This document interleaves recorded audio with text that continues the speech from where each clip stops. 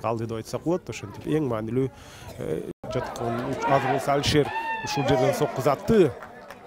Алишер Руслант менен тең ойногон эле. Аталантка Нефчи утулуп калды, ошондуктан азыр болсо жакшы мүмкүнчүлүк, бирок сокку тамай эмес. Селисат жана чабууландан аруланууда Айпанттын ичине чейин кирип барды. Жүрүш уланып атат. Чыгарып берүү, баш менен сокку. Тамай эмес. Тамай эмес. Абдышата менен алайда. Гол! Жок, азыр кандай сон мүмкүнчүлүк бул жерде. Элдар Молдожунусов мына Бекзатка азыр калтырды. Тагыраагы Бекзатбек Насировка. Адилет Каныбеков жана сокку гол! Ошол эле Токтосунов.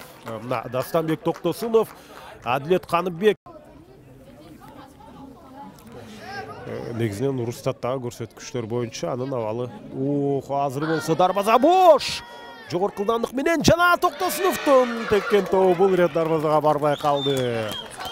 Орун алып кеткендей да сезилген башында, бирок иш жүзүндө.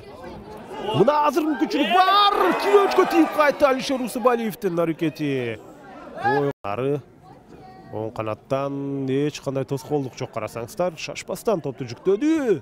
Эң акыркы көзөрмө. Мына сокку Адилет Каныбеков тараптан. Элдар Молдожунусов гол. Адилет Каныбеков ошентип азыр болсо Токтосунов ал Адилетке калтырды. Адилет Каныбековдун тепкен тобу дагы бир жолу сейф жасады. Чуркап келгенде түп-түз анын ушул бутуна келип атат. Жана азыр бул жерде баш менен сокку гол.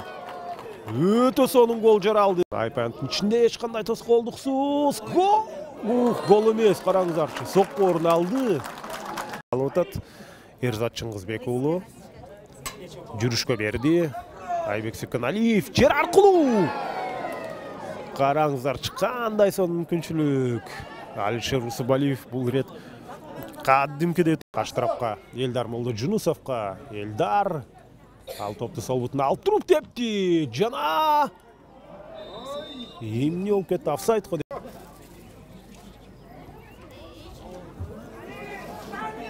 Азыр болсо мына Станислав Геращенко анын чыгарып берүүсү башкана. Топко жетти, бирок дарбазага узата алган эмес эле.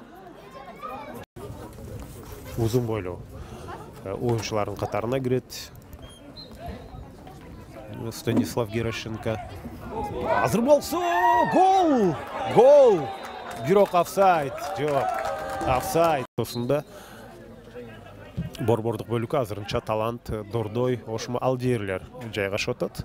Айпанттан чыгарбай туруп берди эле. Сокку жок, сокку эмес, пас. Караңыздарчы, Ахлидин Исраилов эмнеге